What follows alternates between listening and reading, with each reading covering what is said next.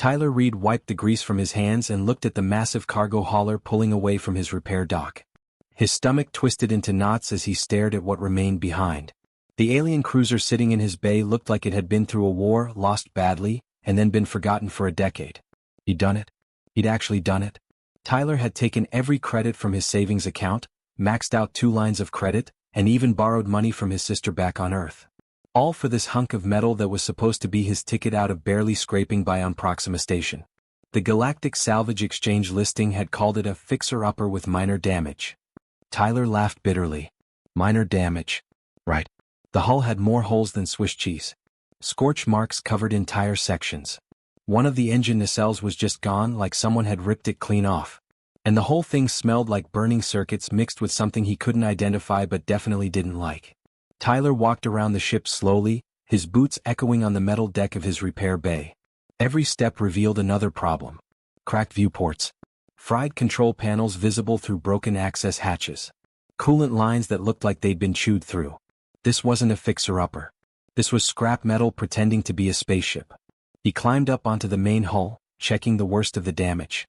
His repair shop was small, just him and whatever work he could hustle from passing ships. Nothing fancy. This cruiser was supposed to change all that. Fix it up, sell it to some trader looking for a deal, and finally have enough money to upgrade his equipment. Maybe even hire some help. Now he wasn't sure if he could even afford the parts to make it space-worthy again. Tyler spent the next 3 hours doing a full inspection, and each minute made his situation clearer. He was broke, he was in debt, and he owned a flying disaster. The main engines were completely dead. The life support system had about 40% functionality. And there was this cargo bay near the rear of the ship that absolutely refused to open. He tried every trick he knew. Manual override. Emergency release. Even hitting it with a wrench, which admittedly wasn't his most technical solution. Nothing worked. The door stayed sealed tight, and his scanner couldn't penetrate whatever was inside. But he could hear something. Faint scratching sounds. Like metal scraping against metal. It made the hair on the back of his neck stand up. Tyler told himself it was just damaged machinery. Maybe a loose panel rattling around. But the sound was too rhythmic. Too deliberate. Something was definitely in there. He needed that cargo bay open.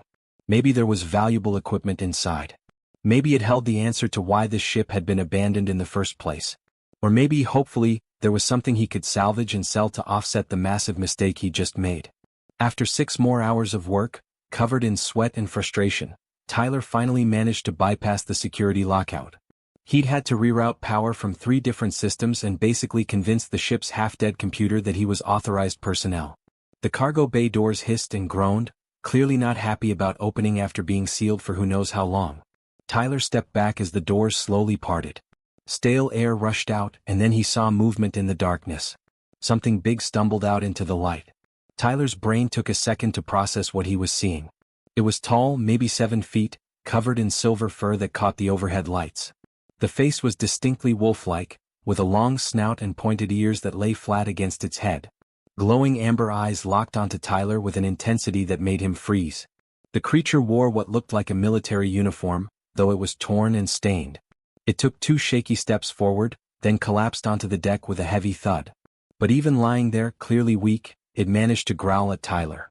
The sound was deep and threatening, vibrating through the bay. Tyler's translator implant kicked in, struggling with the language. He caught fragments. Prison. Betrayal. Humans. None of it sounded friendly. Okay, Tyler said slowly, raising his hands. Let's everybody stay calm here. The alien's lips pulled back, showing way too many sharp teeth. His translator finally locked onto the language properly. The creature's name was Vorn. He was something called a Lupari warrior. And according to the angry words pouring out between those fangs, he'd been locked in stasis inside this ship. A prisoner being transported somewhere he never reached. Tyler's mind raced. He hadn't just bought a broken ship. He'd bought a prison transport. With a prisoner still inside. An extremely angry, wolf-like alien prisoner who clearly had opinions about humans, and none of them seemed positive. Vorn struggled to sit up, those amber eyes never leaving Tyler's face. The alien was weak, probably from extended stasis, but Tyler could see the muscle beneath that fur. This was a predator. A warrior. And Tyler had just become his accidental jailer. This is fine, Tyler muttered to himself. This is totally fine. You wanted your life to change, Reed. Well, congratulations. He now had two massive problems. A ship so broken he couldn't afford to fix it. And a furious alien wolf who looked like he was deciding whether Tyler was a captor or just a convenient target. Tyler quickly learned that living with an angry alien wolf was nothing like the adventure stories he'd read as a kid. Vaughn made it his personal mission to let Tyler know exactly how he felt about humans, which was not good. Not good at all. The Lupri treated the entire ship like it was his territory. Every corridor, every compartment, every single square foot belonged to him, and Tyler was just an unwelcome guest. Vaughn would pace the hallways at all hours, his clawed feet clicking against the metal deck. Whenever Tyler tried to work on repairs, he'd find those glowing amber eyes watching him from the shadows, judging him. The claw marks started appearing on the second day. Deep gouges in the wall panels. Scratch marks on door frames. Vaughn was literally marking his territory like some kind of space dog, and Tyler's ship was becoming shredded in the process. "Hey, could you not do that?" Tyler called out one morning after finding fresh scratches on a control panel he'd just fixed. "I'm trying to make this thing sellable." Vaughn's response was a low growl that translated roughly to, "pathetic human captor," followed by some words Tyler's implant decided were too crude to translate properly. The Lupri turned and stalked away, his tail swishing with irritation. Tyler wanted to yell back, but what was the point? He couldn't exactly kick Vaughn off the ship. Where would he go? And honestly, Tyler was a little afraid of what might happen if he pushed too hard.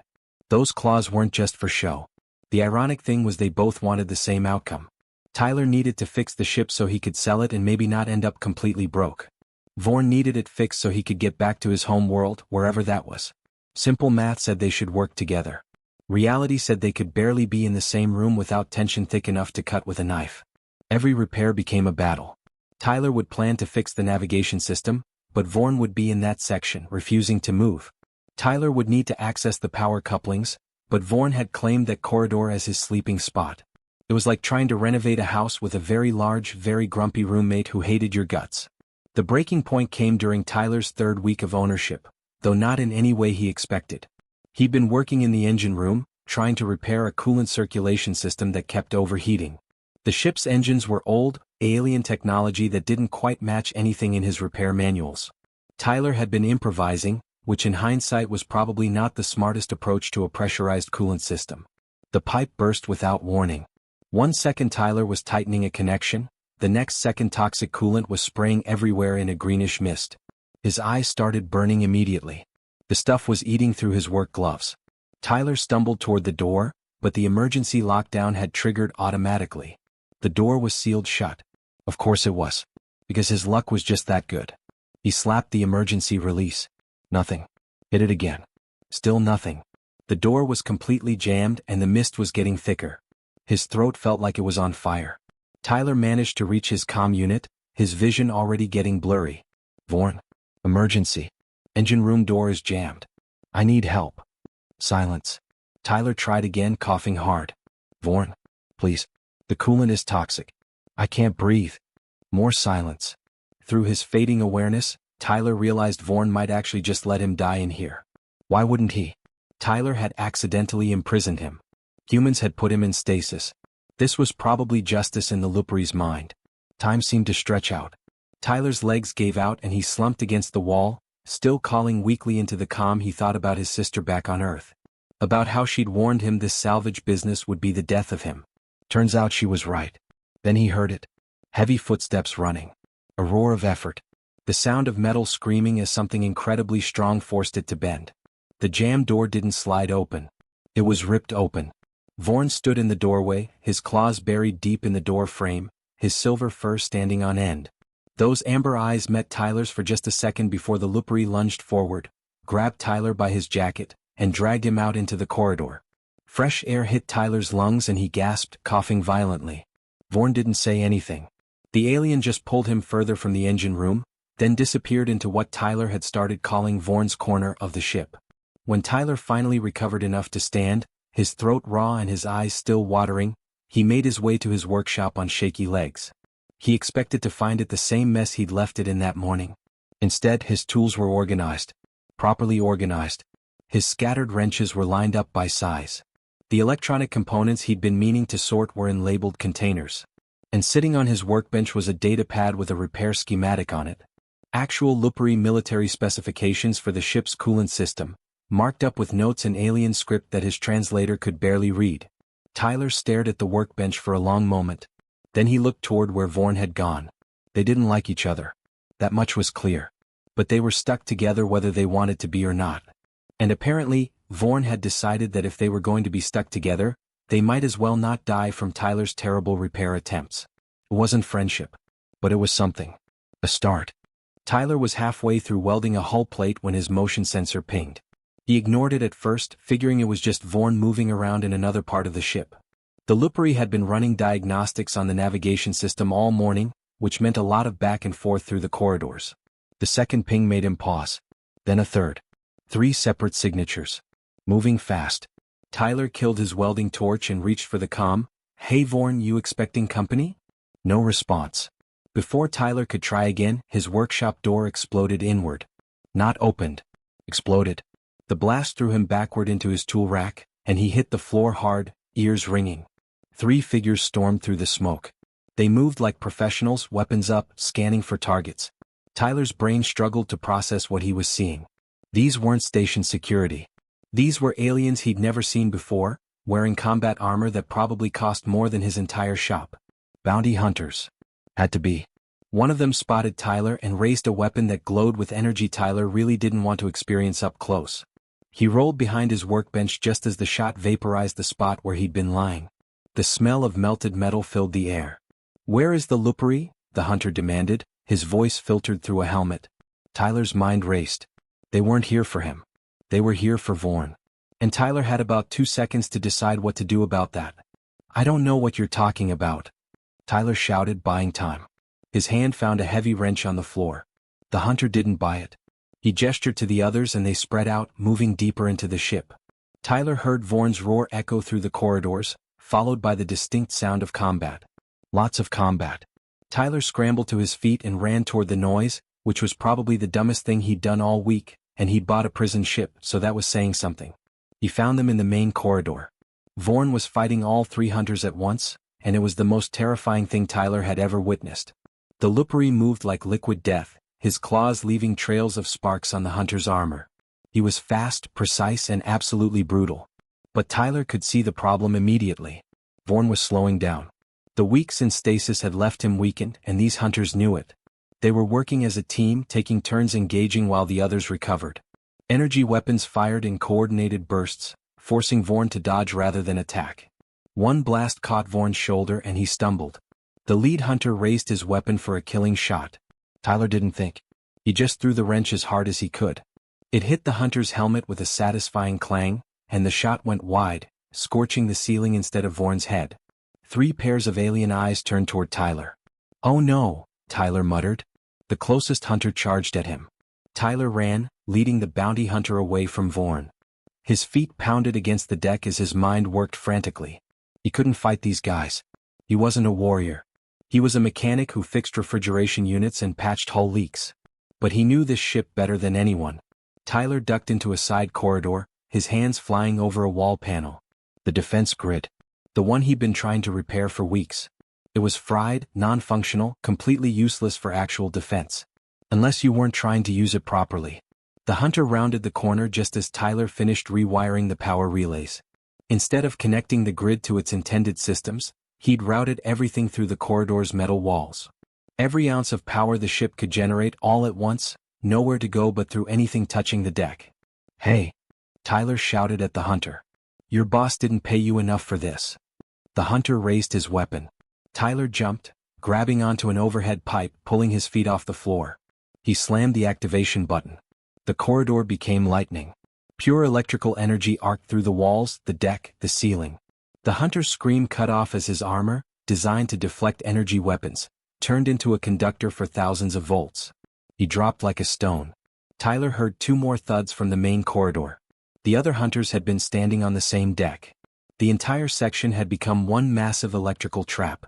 The lights flickered and died as Tyler dropped back to the deck, which was now safe since he'd completely drained the ship's power reserves.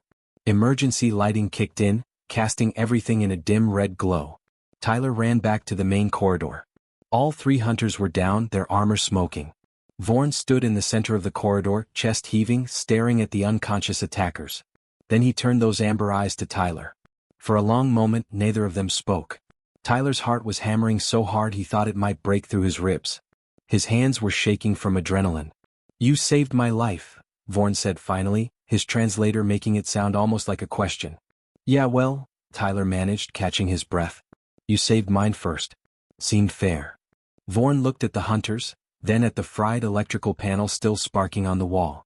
Something changed in his expression. Respect maybe. Or possibly just confusion about how humans solve problems. "That was the most reckless, improvised, dangerous plan I have ever witnessed," Vorn said slowly. "Did it work?" "Yes." "Then it was a good plan," Tyler shot back. He walked over and kicked one of the hunter's weapons away just to be safe. "So, you want to tell me why professional killers are breaking into my ship to murder you? Because I feel like that's information I should probably have." Vorn's ears flattened against his head. His tail went still. "It is complicated." "We've got time," Tyler said, gesturing at their unconscious guests. "And I think we're way past the point of keeping secrets. Don't you?" Vorn studied Tyler for another moment. Then, surprisingly, he nodded. "Yes, I suppose we are. You may call me Vorn. Not that alien or the Lupari. Deal. And it's Tyler. Not pathetic human." For the first time since stumbling out of that cargo bay, Vorn's expression shifted into something that might have been the beginning of a smile. They dragged the unconscious hunters into a storage bay and sealed the door. Tyler made coffee, which Vorn sniffed suspiciously before declining.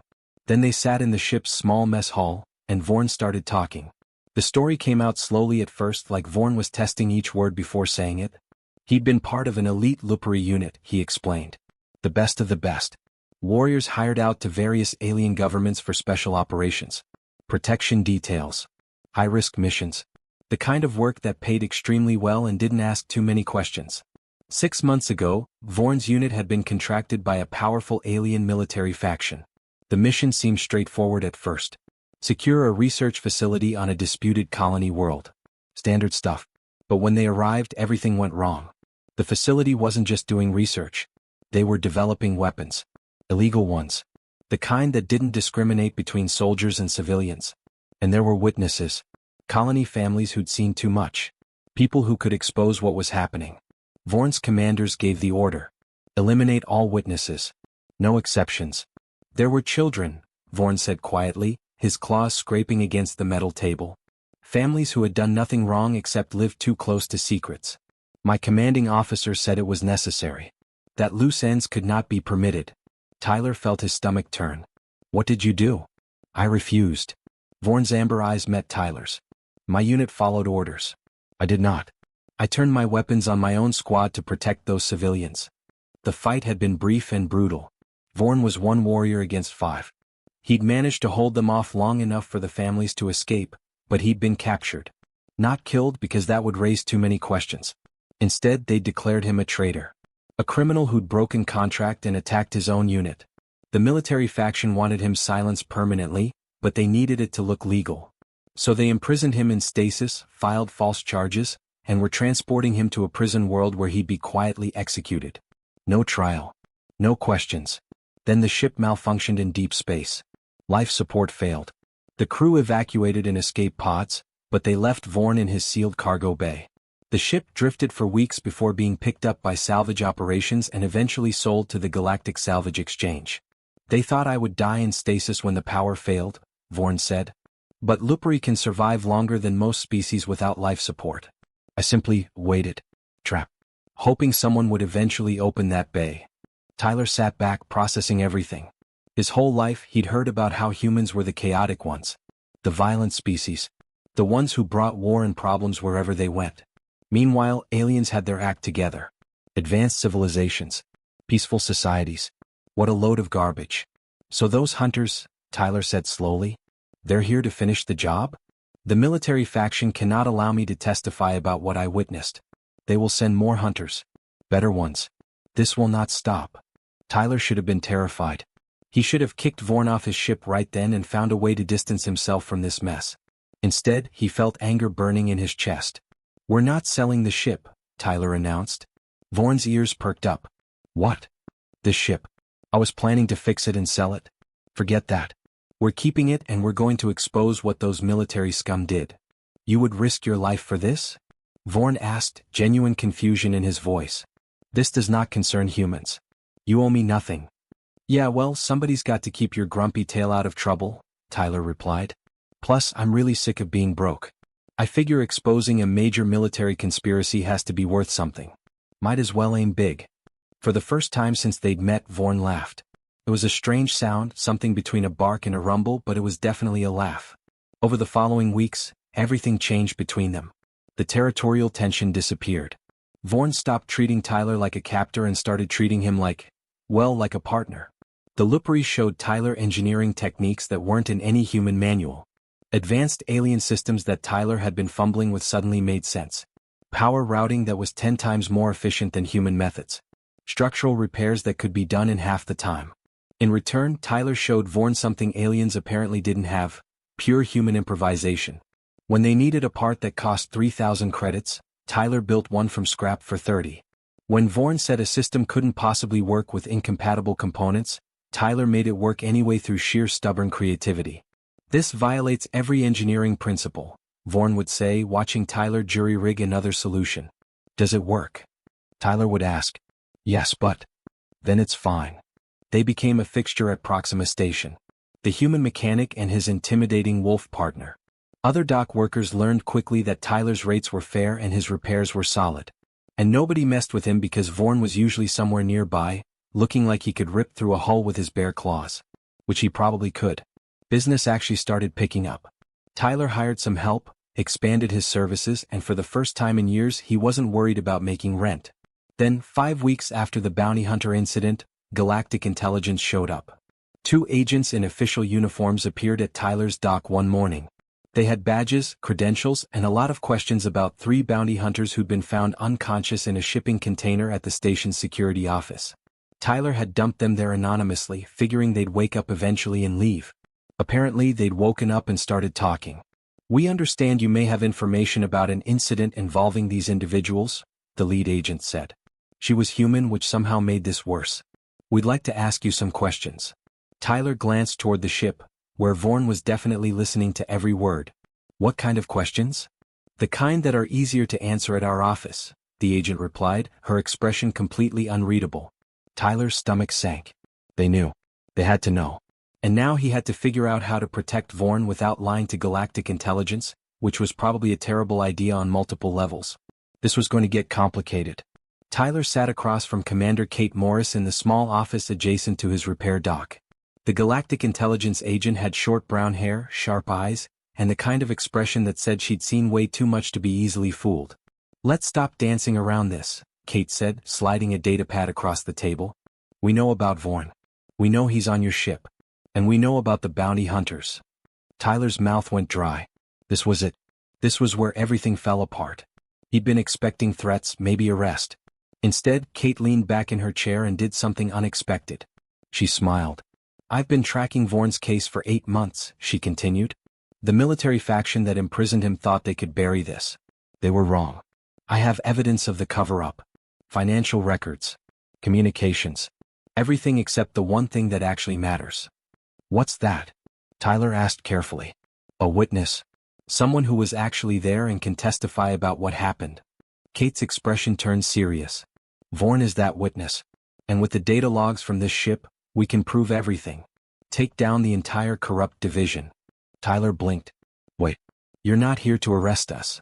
I'm here to offer you a deal. Vorn testifies we protect you both and justice actually happens for once. Kate paused. But I need you to understand something. The people we're going after have serious resources. They've already sent bounty hunters. What comes next will be worse. How much worse?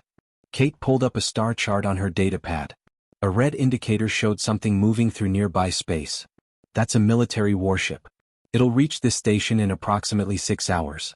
They're not coming to arrest anyone. They're coming to eliminate the problem permanently. Tyler felt ice in his stomach. 6 hours? We need to move now. Get Vorn, get your ship running and get out of here. My team will provide escort, but Tyler, I need to be honest with you. Your ship barely functions. Theirs is a state-of-the-art warship. The odds aren't great. Tyler stood up, his mind already racing. Then we'd better get creative. The next 5 hours were chaos. Tyler and Vorn worked like they'd been partners for years instead of weeks. Every system that could possibly help was repaired, modified, or jury-rigged into something it was never meant to be. The weapon systems, barely functional, got a very human upgrade involving spare parts and what Vorn kept calling insane modifications. This will either work brilliantly or explode catastrophically, Vorn observed, watching Tyler weld components together. That's how you know it's a good plan, Tyler replied. When the warship arrived, Tyler was already at the controls, hands sweating, heart pounding. Vorn sat at weapons, his claws dancing over controls they'd modified together. Kate and her small escort team flanked them in lighter, faster ships. The warship was massive. Slick. Built for war. Tyler's cruiser looked like garbage by comparison, which honestly it was. "This is your final warning," came the transmission. "Surrender the prisoner or be destroyed." Tyler looked at Vorn. Vorn looked back. Something unspoken passed between them. "How about option 3? Tyler replied and punched the engines. What happened next would probably be studied in military academies as either genius or madness. Tyler flew like no trained pilot would ever fly. He used every malfunction, every broken system, every weird quirk of his barely functioning ship as a weapon. When the warship fired, Tyler vented atmosphere from a damaged section, creating an instant smoke screen that confused their targeting. When they came around for another pass, he used the failing starboard engine to execute a spin that shouldn't have been physically possible, bringing Vorn's weapons to bear. The modifications they'd made turned the weapon system into something between a cannon and an electrical nightmare. It fired in bursts that no standard defense could predict because they weren't standard at all.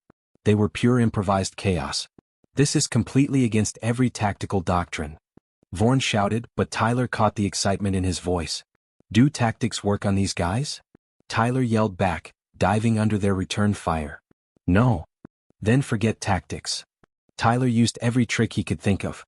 He routed power through damaged systems to create energy surges that looked like multiple ships. He fired the escape pods in random directions as decoys. He even deliberately overloaded a non-critical system to create an explosion that made the warship think they'd been hit harder than they were. The warship's crew had training, discipline, and superior firepower. But they'd never fought someone who treated a space battle like a desperate mechanic trying to fix an engine with duct tape and prayer. Vorn coordinated their defense with military precision, but even he had to admit Tyler's chaotic human approach was working. They weren't winning exactly, but they were surviving. And that was enough. They lasted 47 minutes. Long enough for Galactic intelligence reinforcements to arrive and force the warship to retreat. 3 weeks later, Tyler stood in the Galactic court watching Vorn testify. The Lupri's words brought down 16 high-ranking military officers. Careers ended. Investigations opened. Actual justice happened. After the trial, Kate found them in the station cafe. "I have a proposition. Galactic intelligence is forming a special task force. War crimes, corruption, the cases nobody else wants to touch. I could use people like you." Tyler looked at Vorn. The Lupri's tail was swishing back and forth, which Tyler had learned meant he was interested but trying not to show it. "What do you think?" Tyler asked. "Want to keep fixing broken things? Because the galaxy seems to have plenty of them." Vorn's fanged smile was almost gentle. "With you, Tyler, even the impossible becomes merely improbable. I accept. But you must promise to stop using duct tape on critical systems." "No promises," Tyler laughed. They shook hands, or in Vorn's case extended claws. The human mechanic and the grumpy alien wolf. An unlikely pack. Their battered ship wasn't just salvage anymore. It was home. And it was the beginning of something neither of them had expected. Adventures. Purpose. And most surprisingly of all, friendship.